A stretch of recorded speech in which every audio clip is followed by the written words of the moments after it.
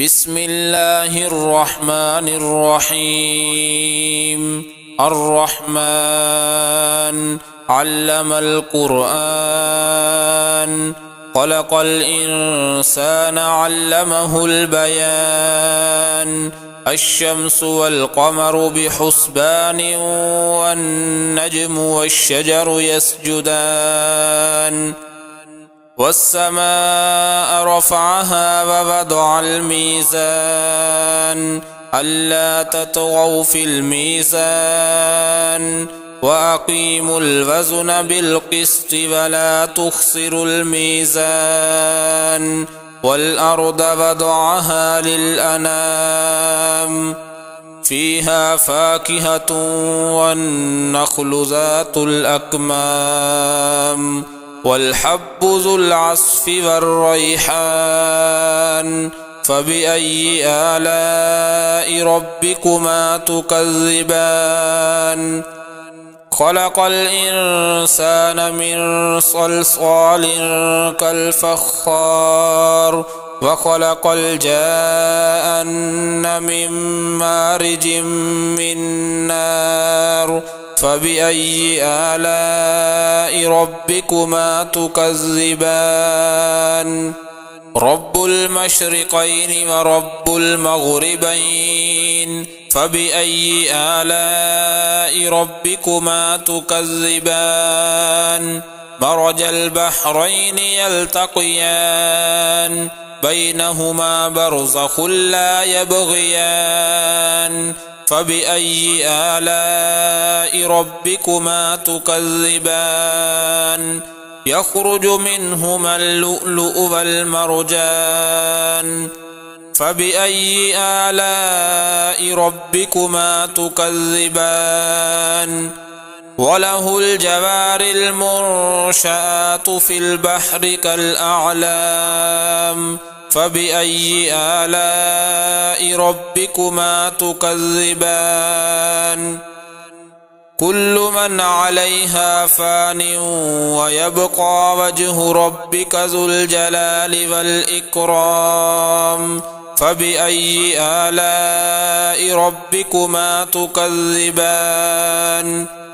يسأله من في السماوات والأرض، كل يوم هو في شأن.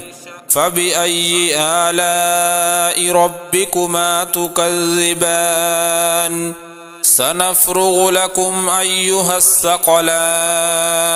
فبأي آلاء ربكما تكذبان؟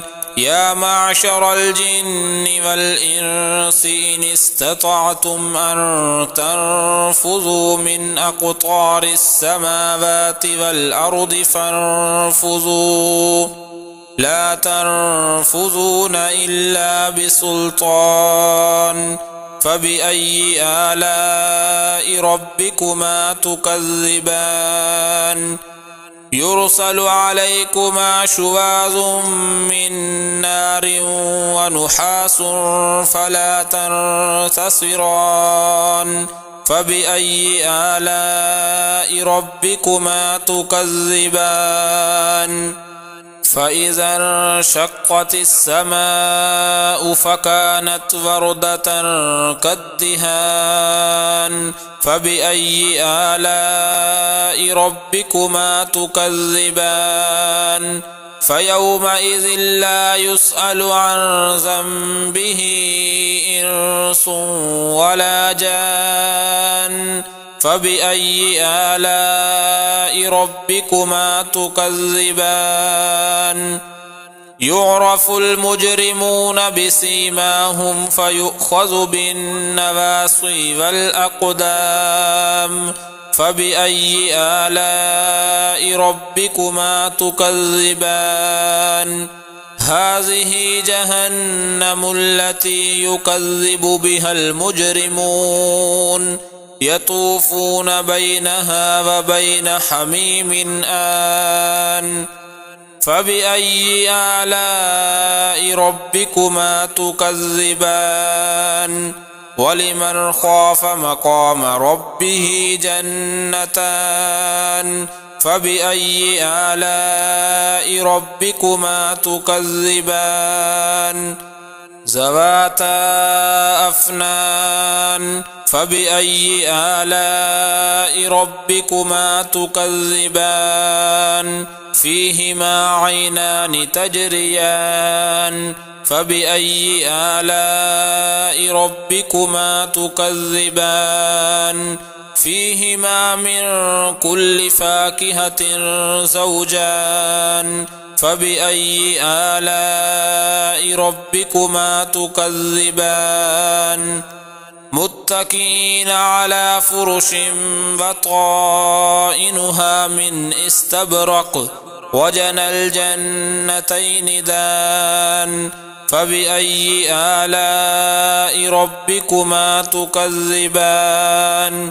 فيهن قاصرات الطرف لم يطمثهن إنس قبلهم ولا جان فبأي آلاء ربكما تكذبان كأنهن الياقوت والمرجان فبأي آلاء ربكما تكذبان هل جزاء الإحسان إلا الإحسان فبأي آلاء ربكما تكذبان ومن دونهما جنتان فبأي آلاء ربكما تكذبان مدهامتان فبأي آلاء ربكما تكذبان فيهما عينان نضاختان فبأي آلاء ربكما تكذبان فيهما فاكهة ونخل ورمان فبأي آلاء ربكما تكذبان فيهن خيرات حسان فبأي آلاء ربكما تكذبان حور مقصورات في الخيام فبأي آلاء ربكما تكذبان لم يطمثهن إنس قبلهم ولا جان فبأي آلاء ربكما تكذبان متكئين على رفرف خضر وعبقري حسان فبأي آلاء ربكما تكذبان تبارك اسم ربك ذي الجلال والإكرام